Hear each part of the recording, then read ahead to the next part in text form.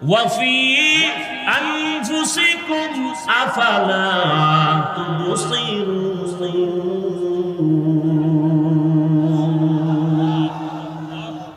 বান্দা তুমি নিজের মধ্যে একটু তাকাইয়া দেখো, কোথায় তুমি আল্লাহকে তালাশ করো। এত সুন্দর কণ্ঠ দান করেছেন, কণ্ঠ এত সুন্দর, যিনি কণ্ঠ দান করেছেন তিনি আরো কত সুন্দর। চেহারা অনেক সুন্দর, যিনি চেহারা দান করেছেন তিনি কে? সে আল্লাহ না জানি আরো কত সুন্দর। এইভাবে ঘটবে, সূর্য এত সুন্দর, চাঁদ এত সুন্দর, বানানে ওয়ালা না জানি আরো কত সুন্দর। তিনি কে? এভাবে যারা গবেষণা করবে আল্লাহ পাকের পরিচয় আস্তে আস্তে যখন পাবে, তখন বান্দার মধ্যে মায়া বেড়ে যাবে আল্লাহকে দেখার জন্য। আর বান্দা তখন খুঁজবে আমি আসল মালিকের কোথায় পাই। ইয়া ইলাহি দুরুদ হে, ইয়া ইলাহি তু মেরা মাশুক হে। ওয়াল আসরি ইন্নাল ইনসানা লাফি খুসর ইল্লাল্লাযীনা আমানু ওয়া আমিলুস সলিহাত।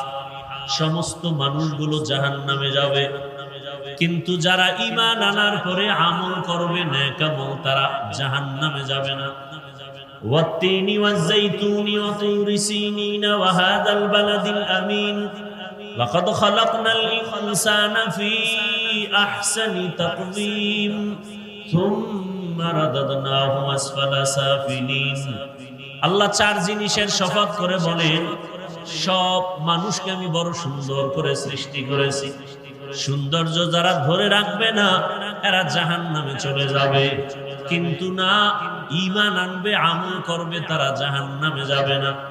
ইন্নাল্লাযীনা আমানু ওয়া আমিলুস সলিহাতি কানাত লাহুম জান্নাতুল ফিরদাউসি নুজুলা। আল্লাহ বলেন জান্নাতের মধ্যে সর্বোত্তম জান্নাত জান্নাতুল ফিরদাউস। আমি আল্লাহ তাদেরকে জান্নাতুল ফিরদাউস দান করব যারা ঈমান আনার পরে নেক আমল করবে। তাহলে আমলের প্রয়োজন আছে না নাই? আবার এই আমল সময় খুবই কম। এই আমল আবার দুই ভাগে ভাগ করা, নেক আমল আর বদ আমল। নেক আমল আর বদ আমল। কথা বলতে এক তো সময় কম, দ্বিতীয় সামনে আবার মিডিয়ার অনেক পর্দা লাগানো।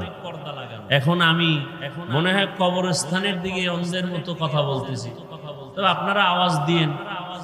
মনে হয় পর্দার আড়াল থেকে আমি কথা বলবো, আপনারা আওয়াজ দিলে বুঝবে এখানে মানুষ আছে।